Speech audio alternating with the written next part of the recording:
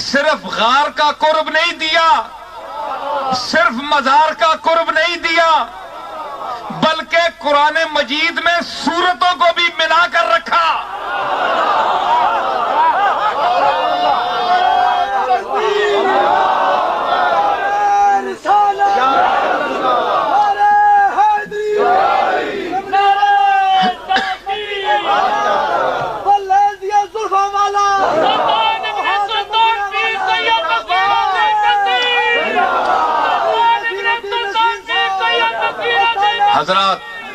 حضرات بات یہ ہے کہ یہ صدیق اکبر کا مقام ہے۔ اتقا، سب سے زیادہ متقی، قرآن سے ثابت ہے۔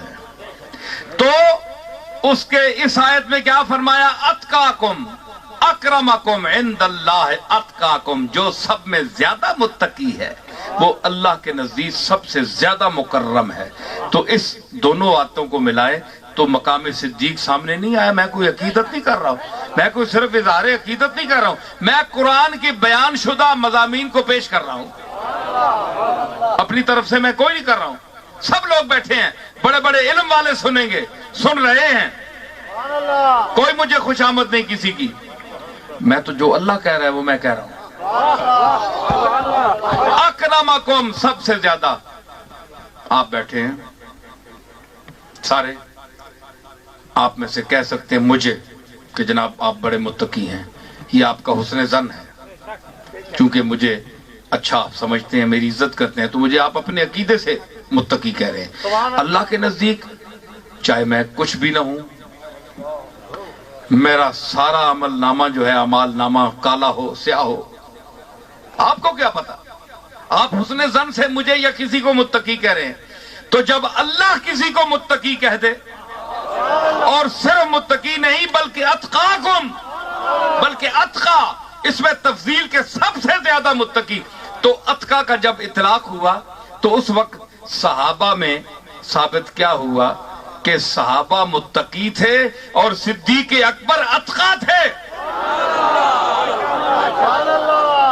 اگر صحابہ کرام 1,24,000 یعنی کم و بیش امتی جتنے تھے صحابہ کرام، یہ سارے متقی تھے اور صدیق اکبر اتقا تھے، ان سارے متقیوں سے زیادہ متقی تھے۔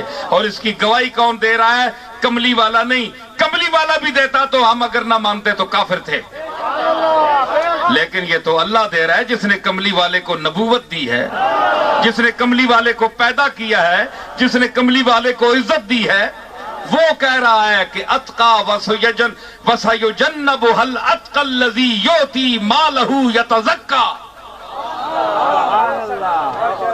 اب صدیق اکبر کے متقی ہونے میں اور سب سے متقی ہونے میں اگر وہ کسی کو شک اب بھی ہے تو وہ یقین کر لے کہ وہ خود کو دائرہ اسلام سے خارج سمجھے، کیونکہ قرآن کی اس آیت پر اسے ایمان نہیں ہے، اور قرآن کی جس آیت پر کسی کا ایمان نہ ہو، ایک لفظ پر، ایک نقطے پر، وہ دائرہ اسلام سے خارج ہے، وہ زندیق ہے، وہ بے ایمان ہے، وہ مردود ہے۔